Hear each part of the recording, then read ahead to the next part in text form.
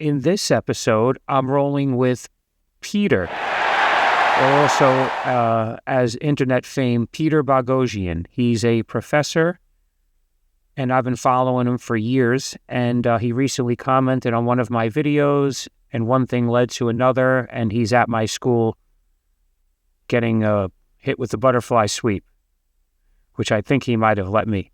But I will put the link to his channel in the description. He's an accomplished professor and philosopher, and it's just an honor to roll with him. We had lunch after and had the most incredible conversation. So here he just gives me his back. He's practicing his defense. He actually is going to be tested for his brown belt. And here I'm telling him, oh, you're good. That was a good escape. I could tell already. And I could feel how he was good. So he's been training for 20 years. So even though he's a purple belt, he travels constantly. He's giving seminars, lectures, and he's around the world, So he gets to train with all these different schools, and he has the discipline to keep training. For me, I know I would need more of a routine, but he looks like he's handling it well. He weighs the same amount as me, but he's a little shorter by a few inches, and he just feels, to me, a lot more muscular. And also, he's 58. Now, normally, I can't think of the last time someone his age even challenged me, but with him, I feel like he's probably a little better than me. So he's a purple belt who was never promoted. Or should I say maybe a brown or black belt that was never promoted. So here he's doing a good job trying to do a Taekwondo pass there. And the round buzzer went off and he stopped. As we all know, I don't stop at the buzzer. Hey, Apollo, I didn't hear no bell. Name that movie. Hopefully you know it. People over 50 definitely know it. So it stopped his pass, which I'm not sure he might have gotten it. But there, he kept trying to pass, and I was able to sweep him. Now we're going to restart in the middle. Even there, he has a very casual, playful attitude, but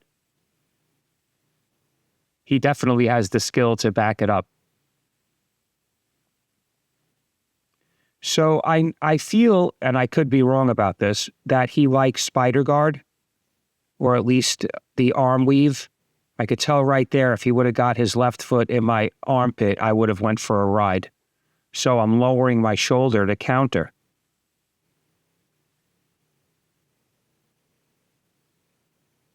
And now I think he's got my arm. He's trying to catch my arm in his leg. Again, looking for that weave. So there he had collar sleeve, and I was kind of giving him my broken posture because, honestly, when I feel that somebody's a lot stronger, I'll do things like that to avoid getting into an arm wrestle. I don't want to be arm wrestling.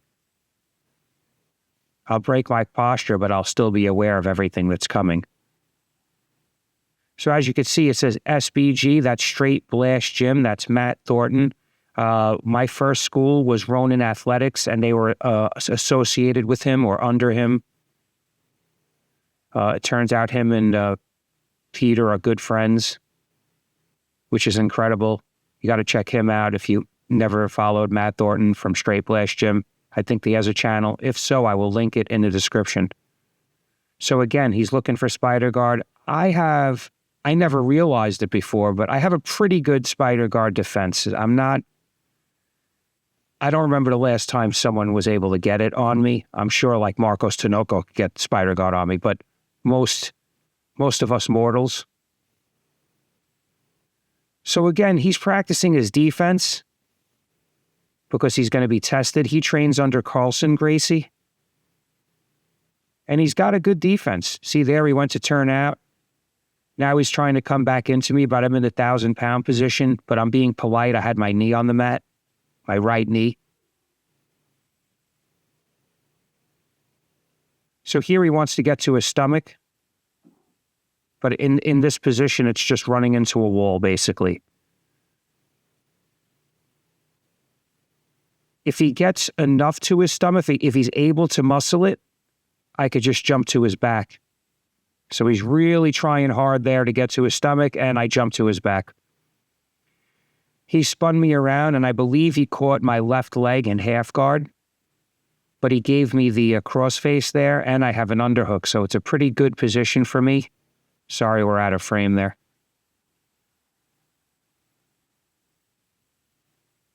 Yeah, it looks like I'm on the top of half guard. So he's looking to break my posture. He has his foot on my hip.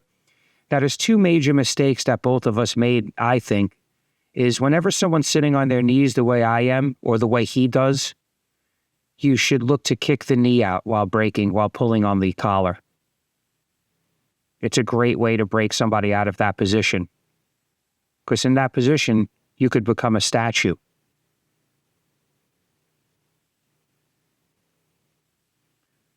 But if I'm able to grab the collar and pull forward, see there, he playfully stepped by my guard. I have my foot on his arm, which is common, even without gripping, because it's still a point of connection. Now I have collar, sleeve, and I'm holding his arm off with my right foot. Because if he wants to use that arm, he has to bring it forward, but I track it. So there, he kind of gave me the sweep. I have to watch that again. Was possibly looking to play guard. Which is good. You know, if you never roll with someone or if you're just visiting, you want to try to get a feel for a few different positions. You know, you might not roll with that person again, especially, you know, if somebody you really admire. So again, he's looking to pull me in. As you can see, there was some like Tai Chi wrist fighting there for a second. I let him get my sleeve grip, but I don't let him get the true grip.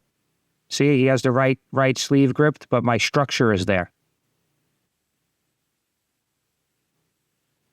He's really looking to pull me in. Again, all he has to do is kick out my leg. His foot's on my knee there. He might be thinking of it now, but I don't know. It doesn't look like it. And it looks like I might have passed his guard, but we went out of bounds, so I'm going to reset. More to come with Dr. Peter Boghossian. This is all very exciting. So there he fell back into me. He's giving me his back, and I'm going for my loop choke.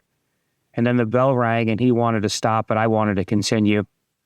And I said, this is the time when you build your skill. But I don't think he heard me or really understood what I meant by that. But an honor and a pleasure. So now we are going into another round. We just got back together. He rolled with a couple of the guys at the academy. He rolled with my professor, Mike Codella. And now he came back and we're rolling a little bit. There he seemed very compliant on that butterfly sweep. He wants to work his defense. He specifically told me that. So I have the collar choke, and I'm looking to just keep his elbow off the bat and keep the choke in place. He's trying to turn into me here, so I put my knee on his stomach, and then I did like a butterfly mount, and I floated across. We had the same pattern when we rolled the first time. And now I'm just looking to slowly, with tactical pressure, lean into his guard and cause mistakes and create openings and create overreaches.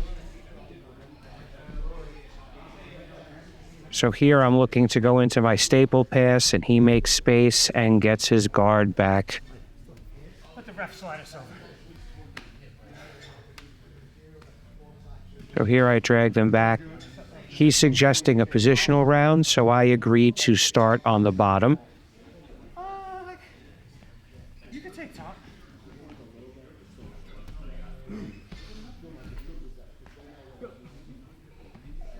So I could tell right here that this side control, this north-south control that he's using, is something he spent a lot of time working on. I could tell by how specific he was in the pressure and the control. I also love this position, so it's interesting that we share that. I have to analyze exactly how I do it, but I definitely do it a little bit differently because he puts his head and neck right in the north-south choke area. So I already sense it coming. So as you can see, I have my hand loose. I'm not trying to be aggressive. I'm not going crazy. So there I tried to get out like the back door, but as you could see, look what happened. My hand is now in front of his face. And that led to the north-south choke, which he was definitely feeling it there. What's great about that choke is now he's using a different form of control that he might not traditionally use to control me. But I feel like he sharpened that first point. So he spent a lot of time on the first one, and it left openings now. So here he's looking for a paper cutter choke. I'm defending by turning. If I was him, I would just have taken the back there.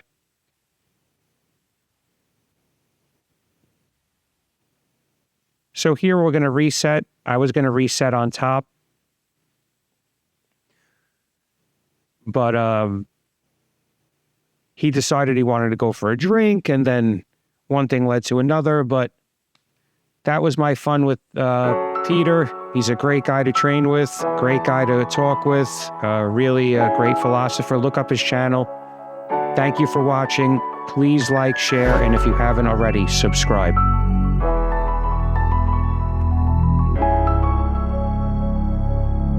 Whatever.